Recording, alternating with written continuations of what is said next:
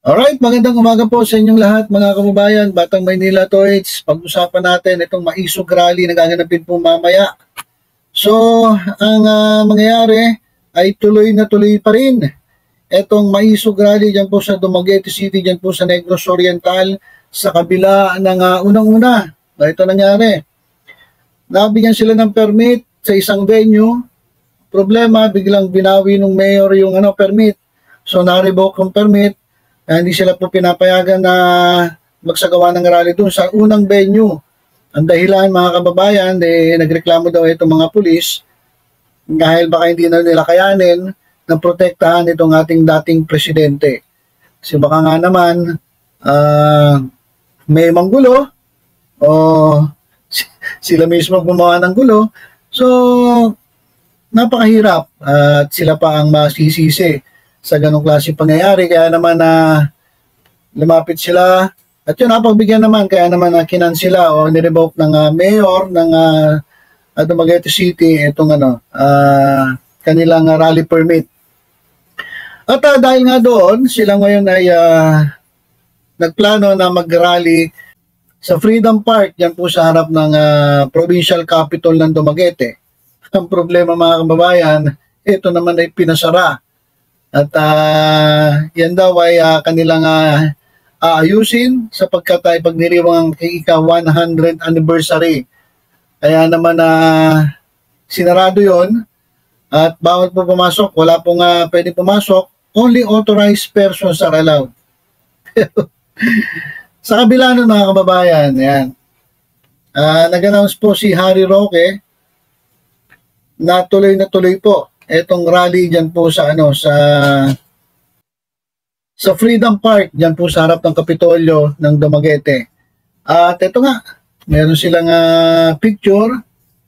At yan, selfie, groupie muna. Kasama itong sino ba itong mga kasama dito? Syempre, itong kanilang pangunahing guest speaker, si dating Pangulong Rodrigo Duterte. At may ilang mga personalities. Meron ako nakikita mga vloggers. Siyempre, ito si Tony Harry Roque, na vlogger na rin. Kasi sa totoo lang, kapag nagsasalita ito sa entablado, parang hindi na abogado. So, ang tingin ko nito, isang na rin DDS vlogger. So, pinagmalaki ni Harry Roque ang kanilang litratong yan. At nandito sa bandang kanan, si Claire de la Puente. What? Claire de la Puente raw, sabi ni Jay Guevara na isa ring boboteros mga babae na nagpupumilit na maging banateros, pero wala pong layo po ng level niya. Pwede siya boboteros.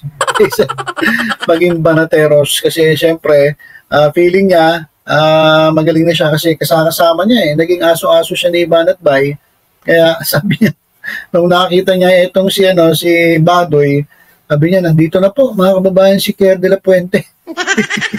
Kasi Claire de la Puente mga kababayan matagal na pong sumakabilang buhay nung po yan, ng panahon ng pandemic. So itong si Jay Bobo, itong si scammer na vlogger na dating TBA independent, ngayon ay naging boboteros, binuhay yung patay mga kababayan. Kaya ito, yan, si Badoy at itong mga anchor ng SMNI nandyan, siyempre, hindi yun mawawala. Kaya ito, mga kababayan, yung kanilang picture. Ayan, mga kababayan. At sabi mismo ni Harry Roque, guys, ito, pakita ko sa inyo yung kanyang post. Ayan. Dito, sabi niya, 11 hours ago. So, kagabi po. Tuloy po ang maisog sa Dumaguete kahit anong tangka nila na supilin. See you tomorrow 5 p.m. sa Freedom Park in front of Capitol. So, mamaya na po yun, alas 5 po ng hapon. Gaganapin itong kanilang maisog rally. Talagang matitigas talaga ang mga ulo ng mga ito. Sinabi na ng bawal doon kasi nga matagal na alam ko May 1 pa lang nag-announce na itong gobyerno ng Dumaguete, provincial government, na hindi nga pagagamit yung kasi may maintain at aayusin. Pero wala, matigas po talaga itong mga ulo nito. At ayon kay Harry Roque, doon pa rin sila mag-rally Mamaya po alas 5 na nga po dyan po sa Freedom Park, dyan po sa harapan ng Capitol. Ayan mga kababayan, basa nga tayo ng ilang komento rito. Ayan, sabi ng ilan sa mga taga-suporta nila, God bless you Tatay Digong and team. Now alam na ng buong Negros Oriental, ay lalo na sa Dumaguete kung sino ang mga tambaloslos. Sana ilista lahat ng mga pangalan nila para wala na sa susunod na eleksyon ang mga yan. Sabi nung mga DDS. Hindi na tayo magpapabudol at magpapagamit sa mga walang hiyang tao. Ginamit lang ang mga Duterte ng mga tambaloslos para maghari-harian sa gobyerno kahit na nga yung mga adik, rapist, kriminal, hindi man lang magawa ng paraan para mawala para ang taong bayan maging safe. Sama-sama tayo lalaban sa mga taong mapang-api. Ayan, ito na naman.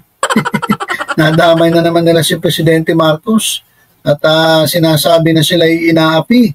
Ito talagang ito talagang mga DDS na ito. Ay nila, mga mukhang bibig biktima sila ay nabiktima, sila ay inaapi, sila ay ginigipit. Nakakatawa na lang mga kababayan pero alam niyo kung tutusin, sila nga po itong nanggugulo Sila nga po itong nagpapagulo dito sa ating bayan, imbis na manahimik sila, imbis na suportahan na lang itong bansa. Hindi nyo pinaggagawa.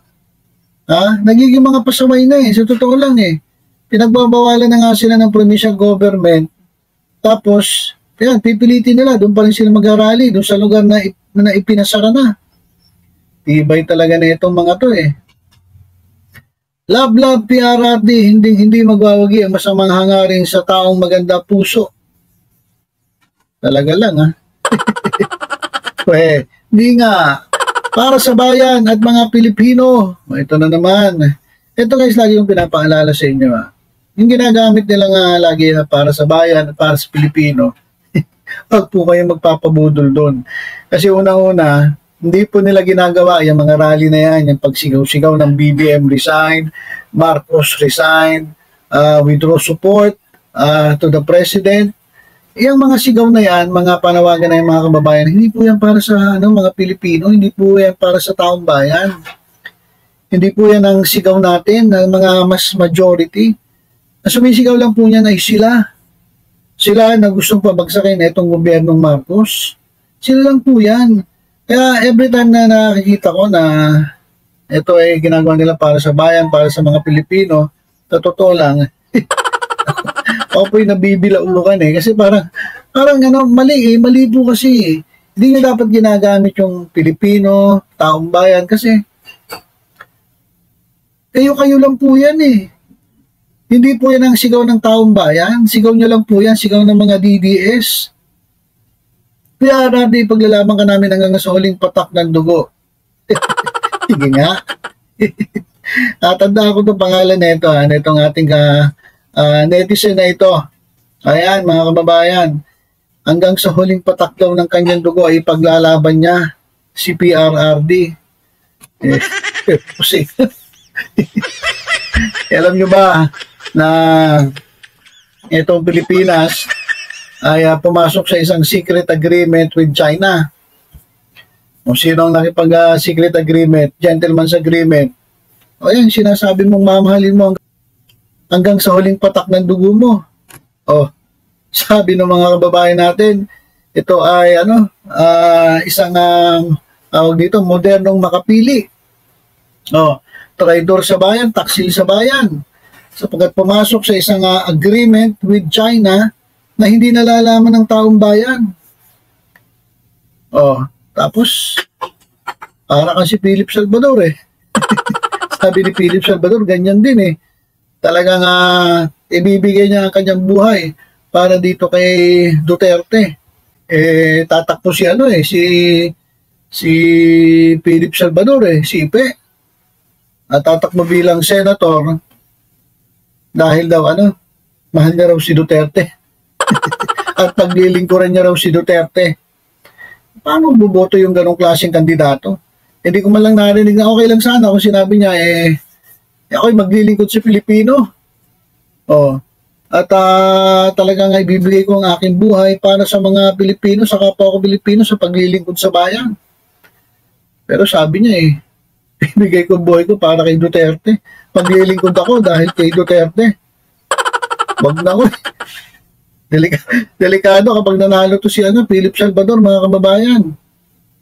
Kasi iba yung kanyang layunin. Dapat ang layunin mo bilang isang kandidato na gusto maging public servant, dapat ang layunin mo, paglingkuran, itong kapwa mo Pilipino, itong mas nakararami, hindi yung sariling interest lang.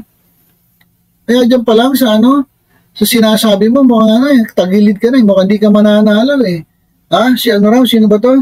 Si Depektibo. Si Kuya Depektibo. O, tatakbo sa Senado.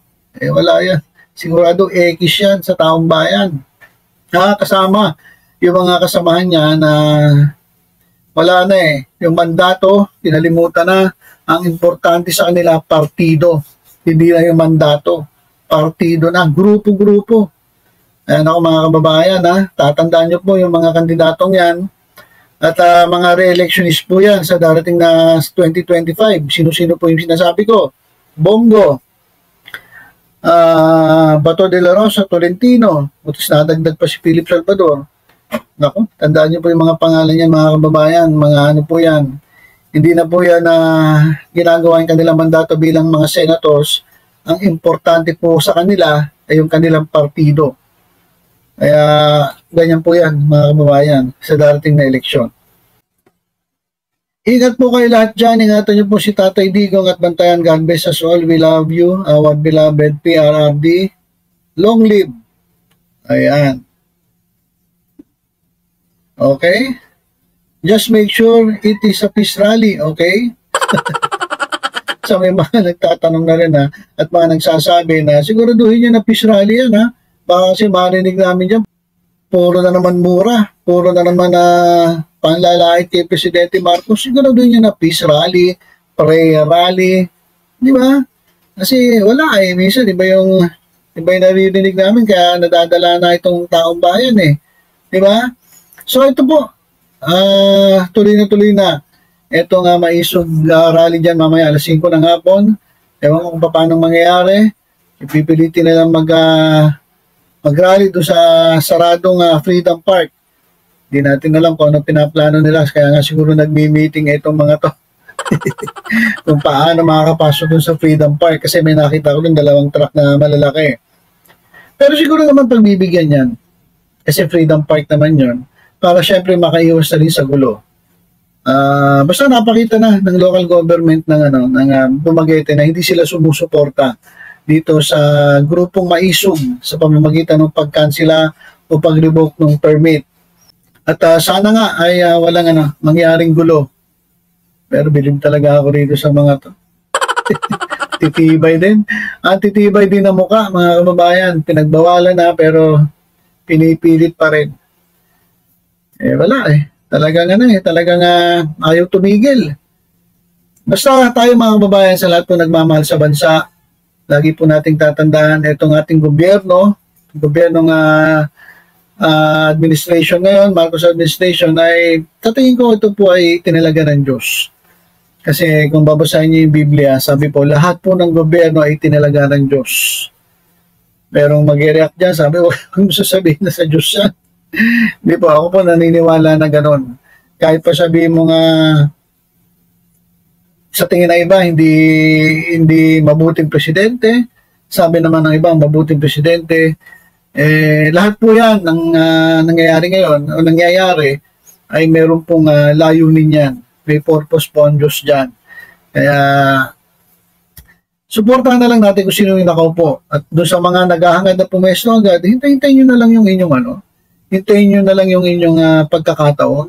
Kasi nung namuno si Presidente Duterte, wala namang ganyan mga panawagan na mag-resign di ba? So, pagbigyan nyo na lang si Marcos, tapusin niya ang kanyang termino, pagkatapos noon, tutakto si Sara Duterte, tatakbo naman. O di sana, kayo na lang matapos sa 2028, di sana kayo tumakbo. Ganun po yun, ganun po ang, magandang labanan. Hindi yung, hindi pa tapos ang termino, sisigaw ka lang sisigaw dyan sa Gedli. Design. O ngayon, ang nangyari tuloy, si Sara patuloy ngayon ang pinag-resign. Di ba? May rally po sa sa May 17, si Liwason Bonifacio. O, Sara Duterte resign. Resign sa DepEd. Eh, bakit ganon? Kala ko ba magaling to si Sara Duterte? O bakit ngayon pinananawagan na mag-resign? Kasi nga, hindi niya na nagagawa yung trabaho niya kasi puro na lang politika. At parang napapansin na ng mga kababayan natin na parang kapag merong mga meeting o pag-uusapan ng mga tungkol dyan sa edukasyon, ang pinaharap niya yung mga undersecretaries, yung mga kanya mga subordinates. Ibis na siya kasi siya ang secretary, dapat siya nagsasalita, pero wala. So, ibig sabihin, hindi niya kaya gawin yung kanyang trabaho. Kaya kung hindi mo kaya gawin yung trabaho mo, mag-resign ka na lang. Diba? Marami po magagaling dyan na hindi lang nabigyan ng pagkakataon kasi yung pwesto mo bilang sekretary, ano po yan utang na loob bayad utang po yan kaya nandyan si BP Sara sana isipin mo naman, ikaw mismo, Madam Vice President, isipin mo na kung hindi mo kaya gawin yung trabaho mo, ano mo sa iba, para naman yan sa mga estudyante, di ba? Kasi hindi ka ba naawa sa mga estudyante? Diba? Una-una, wala kang kakayanan na pangunahan yung departamento. Gusto mo lang dyan. Sabi kasi nila, gusto nila dyan, ayaw umalis kasi malaki budget. Huwag ganun. Dapat nandyan ka para talaga maglingkod, hindi lang dahil sa budget. Diba? Marami mong magagaling dyan.